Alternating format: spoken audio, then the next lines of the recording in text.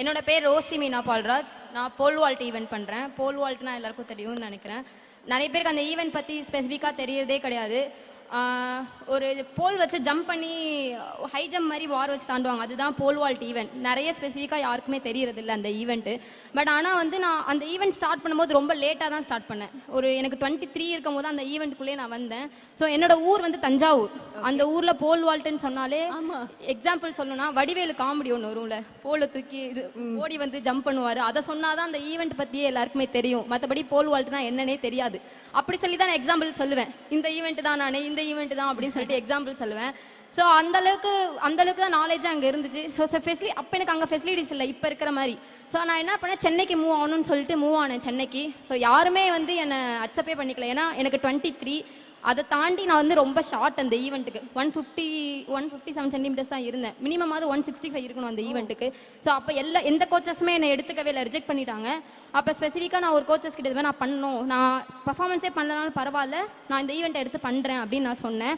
சொல்லி ஸ்டார்ட் பண்ணி ஃபஸ்ட் இயர்லேயே வந்து காலேஜ் படிச்சுட்டு இருந்தேன். அப்போ யூனிவர்சிட்டியில் வந்து மெடல் பண்ண ஆரம்பிச்சிட்டேன், சில்வர் மெடல். ஸோ எல்லாருக்குமே அதெல்லாம் தெரிய ஆரம்பிச்சிது எனக்கு. ஆனால் இந்த வெறி வந்து போகவே இல்லை. கண்டிப்பாக இல்லை, நம்ம ஏதாவது ஒன்று பண்ணணும். இன்னொரு விஷயம் என்னன்னா, ஃபினான்ஷியல் ஸ்ட்ரகிள். இந்த ஈவெண்ட் வந்து போல் வந்து இங்கே மேனுஃபேக்சரிங் கிடையாது, யூஎஸ்லேருந்து இம்போர்ட் தான் பண்ணணும். 1.5 lakhs ஆகும் ஒரு போல் வந்து வாங்குறதுக்கு. ஃபினான்ஷியல் சப்போர்ட்டும் அவ்வளோவா கிடையாது. நான் ஒரு மிடில் கிளாஸ் ஃபேமிலி தான். ஒரு போல் 1.5 lakhsனா அது வந்துட்டு அது நீங்க எடுத்துட்டு வந்திருக்கீங்க. அதை எடுத்துட்டு வந்து அதை நாங்க பார்க்கலாமா? ஏன்னா நீங்க உங்க மூலமா தான் நாங்களே அதை பார்க்க முடியும். ஏன்னா 1.5 lakhs ஒரு ஸ்போர்ட்ஸ் வந்து ரொம்ப ஈஸியா எல்லாராலையும் அச்சீவ் பண்ணிட முடியும். ஏன்னா காலையில எழுந்து ஓடு, நீ பிராக்டிஸ் பண்ணு, உன்னால முடியும். அப்படி கிடையாது. அதுக்கு கரெக்டான ஒரு ப்ராப்பர் ட்ரைனிங் தேவை, கோச்சஸ் தேவை. அண்ட் அது ஒரு எக்ஸ்பென்சிவான ஒரு விஷயம். இதை விளையாட்டுத்துறை எடுத்துக்கிட்டு நம்மளுடைய கவர்மெண்ட், நம்மளுடைய டிசிஎம் ஸ்பெஷலி எடுத்து இதை செய்யறனால மட்டும்தான் எளிய மக்களால இதை வந்துட்டு பயன்படுத்தி இதுல ஜெயிக்க முடியும். என்ன பண்ணி காட்ட போறீங்களா? அதானே அதை வச்சுட்டு இந்த அக்வா மேன் நிப்பார்ல, அந்த மாதிரி அக்வா மேன் மாதிரி வச்சுட்டு அப்படியே தைரியமா பேசுங்க. இப்போ ரசிப்பாரு நம்ம சிஎம்ஓ டிசிஎம்ஓ. ஸோ அந்த அளவுக்கு எனக்கு ஃபினான்ஷியல் ஸ்ட்ரகிள் இருந்துச்சு. நான் எப்படின்னா 2வது வருஷத்துல என்ன பண்ணிட்டேன், நேஷனல் ரெக்கார்ட் பிரேக் பண்ணிட்டேன்.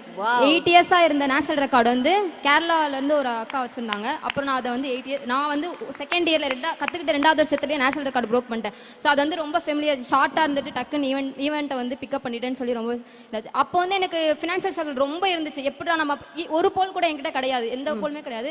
அப்பதான் வந்து நான் நேஷனல் மெடல் பண்ணோடனே மீம்ஸ் ஸ்கீம்ல வந்து என்ன ஆட் பண்ணாங்க. ஆட் பண்ணி நான் வந்து இப்போ 6 போல்ஸ் கிட்ட வச்சிருக்கேன். மீம்ஸ் ஸ்கீம்ல இருந்து எனக்கு போல்ஸ் வாங்கி தந்திருக்காங்க.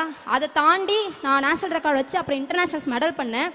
அது ஒரு பெரிய இன்சிடென்ட். அந்த நான் வேலை வாங்கினதுலாம் மோர் தென் ஒரு 15 அப்ளிகேஷன் போட்டுப்பேன் சென்ட்ரல் கவர்மெண்ட்டுக்கு, இன்கம் டேக்ஸ், கஸ்டம்ஸு, ரயில்வேஸ்க்கெல்லாம் போட்டேன். எதுக்கு ரிஜெக்ஷன் ஆகுதுன்னு இப்போ வரையுமே எனக்கு தெரியாது. இப்போ வரையுமே தெரியாது எனக்கு. ஏன்னா நான் எஜுகேஷனில் 2 டிகிரி முடிச்சிருக்கேன். அப்புறம் நான் ஸ்போர்ட்ஸில் 2019 25 வரையும் கரண்ட்டில் எல்லா நேஷனல்ஸுமே மெடல், இன்டர்நேஷனல்ஸ் வந்து ஏஷியனில் மெடல் பண்ணியிருக்கேன். எதுக்காக என்னை ரிஜெக்ட் பண்ணாங்கன்னு இப்போ வரையுமே தெரியாது. நான் வந்து அப்புறமும் 2வது டைமும் என்னோட நேஷனல் ரெக்கார்டை ப்ரோக் பண்ணேன், என்னோட ரெக்கார்டே. அப்போ வந்து நான் பெங்களூர் ரயில்வேஸில் கொடுத்தாங்க. தமிழ்நாட்டில் எனக்கு எந்த சென்ட்ரல் இதுலையுமே கொடுக்கல. நான் அப்போ ஹானர் பண்ணுறதுக்காக உதய் சார் வந்து அப்போ ஸ்போர்ட்ஸ் மினிஸ்டர், அப்போ தான் மாறின டைம், 2 months ஆகுது சார். அப்போ நான் போய் கேட்டேன், சார் இது மாதிரி எனக்கு தமிழ்நாட்டில் தான் ஃபெசிலிட்டிஸ், சென்னையில் தான் அதிகம் போல் வால்ட் பண்ணுறது. ஸோ எனக்கு வெளியில் போனால் என்னால் பண்ண முடியாது, எனக்கு தமிழ்நாட்டில் கொடுங்க அப்படின்னு சொல்லி அப்போ தான் 3% ஸ்போர்ட்ஸ் கோட்டான்னு சொல்லி ஓப்பன் ஆகுது. ஓப்பன் ஆகி அவர் வந்து வாக்குறுதி கொடுத்தாரு, எனக்கு ஒரு 3 months டைம் கொடு, நான் உனக்கு வந்து வேலை கொடுக்குறேன் அப்புறம் அப்படி சொன்னாரு. 3% ஸ்போர்ட்ஸ் கோட்டால முதல் பெண்ணா நான் வந்து அதில் அப்பாயின்மெண்ட் ஆகி டிஎன்பிஎல் டிபார்ட்மெண்ட்ல வந்து ஆஃபீஸராக அப்பாயின்மெண்ட் ஆனேன். ஈவன் நான் ரயில்வேஸில் போஸ்ட் கொடுத்தாங்க, அதை விட 3 மடங்கு சேலரி வந்து இப்போ நான் வாங்கிக்கிட்டு இருக்கேன் சென்னையில் டிஎன்பிஎல் டிபார்ட்மெண்ட்ல. என் டிபார்ட்மெண்ட் என்னோட எந்த அளவுக்கு எனக்கு ஸ்போர்ட்ஸ் வந்து சப்போர்ட் ஆனால், நான் எங்கள் மெம்பர் செக்ரட்டரி சாரியுமே சொல்லணும். ஒரு இன்சிடென்ட் போல் வச்சிருக்கனால ஞாபகம் இருக்கனால சொல்கிறேன். ஒரு 28 போல்ஸ் வந்து நாங்கள் ஃபாரின்லேருந்து இம்போர்ட் பண்ண வேண்டியதாச்சு. கஸ்டம்ஸ் டியூட்டி வந்து இங்கே லெட்டர் வச்சு தான் நாங்கள் வாங்குவோம், மோஸ்ட்லி கஸ்டம்ஸ் கிளியரன்ஸ் பண்ணி வாங்குவோம். அப்போ வந்து லெட்டர் வந்து தப்பாயிடுச்சு, ஏதோ மிஸ்டேக் ஆகிடுச்சு. அந்த நாங்கள் அடித்த லெட்டர் தான் தப்பாயிடுச்சு. சண்டே ஆஃபீஸ் இங்கே எஸ்டிடி க்ளோஸ் ஆகிடும். ஸோ நான் சார்ட்ட சொன்னேன், சார் மண்டே எடுத்தால் பெனால்ட்டி பே பண்ணணும், ஒரு 4 lakhs கிட்ட 28 போல்ஸ்க்கு பே பண்ணணும் சார், எனக்கு என்ன பண்ணுறதுன்னு தெரியல அப்படின்னு எங்கள் மெம்பர் செக்ரட்டரி சொன்னேன். கொஞ்சம் கூட அவர் யோசிக்கவே இல்லை. சண்டே எங்கே வா ஆஃபீஸ் வரையா, நான் அதை சைன் பண்ணி தரேன் ரீ லெட்டர். உடனே அதை யோசிக்காமல் அந்த லெட்டரை சைன் பண்ணி நான் மண்டே 10 மணிக்கு அந்த அப்ளிகேஷனை ஃபைனே இல்லாமல் அதை நான் எடுத்துட்டேன். அதுக்குமே வந்து ரொம்ப தேங்க்ஸ் பண்ணிக்கிறேன் எங்கள் மெம்பர் செக்ரட்டரி சாருக்கும். இன்னொரு இன்சிடென்ட் நான் சொல்லிக்கிட்டே போகலாம் மேம். நீங்க சொல்லிக்கிட்டே போலாம், ஆனா எனக்கு நேரம் இல்லாம போகுது. ஒரே ஒரு விஷயத்த நான் சொல்லணும்னு நினைக்கிறேன். லாஸ்ட் சொல்லுங்க. எங்க போல் வால்ட்ல ஈவெண்ட்ல ஒரு பொண்ணு, அவளும் இந்தியா டாப்பர் ஒரு பொண்ணு, லாஸ்ட் மந்த்ல வந்து ஸ்கல்லில் அடிபட்டு கீழே விழுந்துட்டான். அந்த பொண்ணு கீழே விழுந்து, சேலம் பொண்ணு அந்த பொண்ணு, எந்த ஒரு இது அங்க பார்க்க முடியாதுன்னு சொல்லிட்டாங்க. ஸ்கல்ல வந்து பிளட் லீக்கேஜ் ஆயிடுச்சு. இங்க சென்னைக்கு வந்து அழைச்சிட்டு வந்தாங்க அங்க அந்த ஆம்புலன்ஸ்ல இருந்து. ஸோ அங்க எந்த ஒரு இதுவுமே இன்ஃபர்மேஷன் இல்லை. ஒரே வார்த்தை எஸ்டிடியில் சொன்னாங்க, ஸ்போர்ட்ஸ் மினிஸ்டர் சார் அவங்க இன்ஃபார்ம் பண்ணாங்க. டக்குன்னு அரேஞ்ச் பண்ணி அண்ணா சாலையில் உள்ள அப்போலோ ஹாஸ்பிட்டலில் சேர்த்து 1 டேக்கு வந்து 2 lakhs கேட்டாங்க ஐசியூ வைக்கிறதுக்கு. உடனே மீம்ஸ் அந்த பொண்ணு மீம்ஸ் ஸ்கீமில் இருக்கா.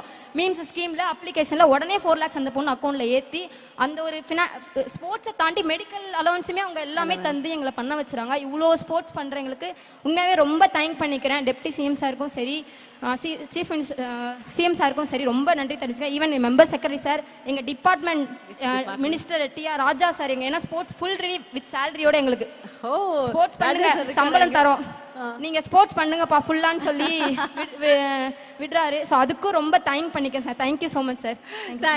Thank you so much. இதுதான் பிளே ஸ்டோர் மற்றும் ஆப் ஸ்டோரில் இருந்து பாலிமர் செயலியை QR கோடு மூலம் பதிவிறக்கம் செய்யுங்கள். செய்திகளை உடனுக்குடன் பெறுங்கள்.